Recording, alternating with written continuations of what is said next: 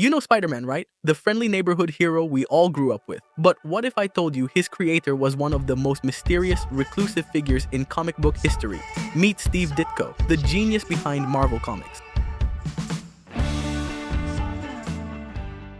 Steve Ditko was born in 1927 in a small town in Pennsylvania. He wasn't a typical comic book guy. No Hollywood dreams, no craving for fame, just a guy obsessed with creating. He studied art under Jerry Robinson, the man who co-created the Joker, and from there, Ditko was hooked. He wanted to create characters with depth and a sense of mystery. But here's the thing, the comic industry back then was a bit all over the place. Companies were trying out everything, horror, romance, sci-fi, and Ditko found himself working for Charlton Comics, a small company that was basically doing whatever they could to stand out. At Charlton, Ditko really got to experiment. Horror, romance, even crime stories. He tried it all, but it wasn't long before he got noticed by a slightly bigger name, a company called Atlas Comics. Now, Atlas Comics might not sound familiar, but it was about to become something much bigger. Yep, Atlas would soon turn into Marvel Comics, and Marvel was looking to mix things up. Ditko starts drawing monster stories, weird sci-fi tales. Basically, he's bringing all these strange worlds to life, and it's working. His style is grabbing attention. Ditko was one of Atlas' most popular artists, and even when the company had to cut down on its talent,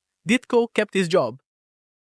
By the time Atlas became Marvel, Stan Lee had a plan to bring superheroes back, and he knew Ditko was the perfect artist to help create characters that felt different. Heroes who were flawed, human, and real. The superhero genre was making a comeback, thanks to hits like the Fantastic Four and the Hulk. Stan Lee had an idea for a new kind of hero. Not a godlike figure, not a billionaire in a cape, he wanted someone normal.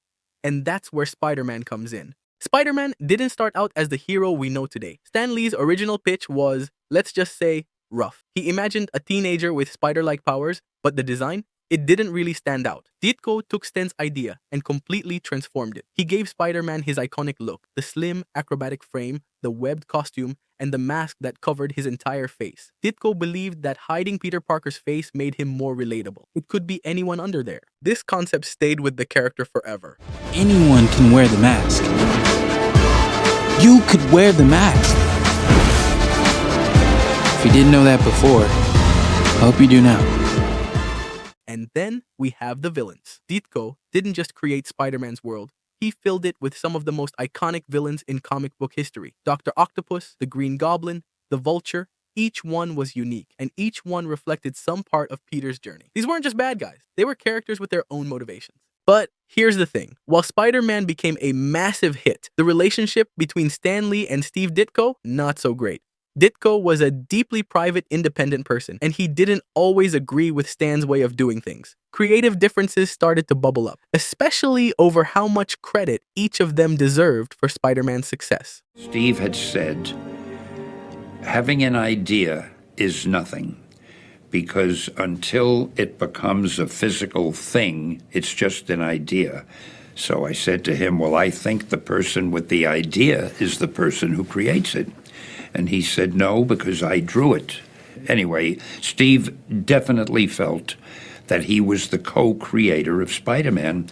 To understand this conflict, you need to know about something called the Marvel method. Back in the 1960s, Stan was juggling many projects. Instead of writing full scripts, he came up with this system. Here's how it worked. Stan would pitch a general idea, sometimes just a loose outline or even a single sentence, and then the artist would take over, breaking down the story into panels, drawing the action, and essentially shaping the entire flow of the comic. Once the artist was done, Stan would come back, look at the finished pages, and add the dialogue. Sounds efficient, right? But it also meant that the artist, people like Jack Kirby and Steve Ditko, had a huge influence on how the story was told. Ditko wanted more recognition for his contributions, especially since he was doing so much of the heavy lifting. But Stan, he was Marvel's public face, and he became the one most associated with Spider-Man's success. So I said, fine, I'll tell everybody you're the co-creator. That didn't quite satisfy him, so I sent him a letter. I put it in writing. To whom it may concern, this is to state that I consider Steve Ditko to be the co-creator of Spider-Man along with me, something like that. And I sent it to him and I said, you can show this to anybody you want to. But Ditko didn't stop with Spider-Man. He wanted to go further, to explore the unknown. So he created Doctor Strange. And if Spider-Man was grounded, Doctor Strange was the exact opposite. Ditko unleashed a visual style that was unlike anything else. The astral plane, floating eyes, surreal landscapes, it was like Salvador Dali met Marvel. And this was years before psychedelia became mainstream.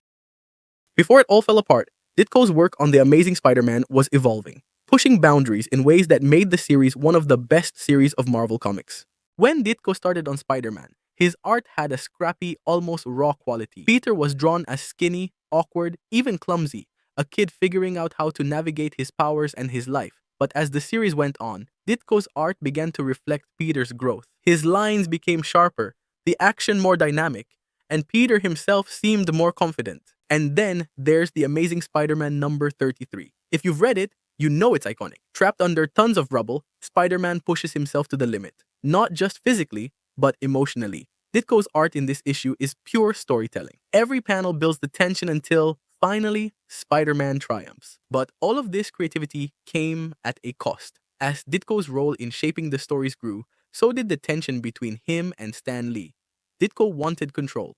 He didn't want to compromise his vision or be overshadowed by Marvel's growing celebrity culture. For him, it wasn't about fame, it was about staying true to the art. But even as he was creating unforgettable moments, the rift with Stan Lee was growing. Ditko didn't want to play the Marvel fame game, so he did what few would dare. In 1966, he walked away. From Spider-Man, from Marvel, from everything. So, what happened to Steve Ditko? He stayed out of the public eye, living alone, working quietly until he passed away in 2018. No red carpets, no farewell tours. He left the same way he lived, in the shadows. Ditko didn't need fame. He had his art, his beliefs, his vision, and maybe that's what made him so unforgettable.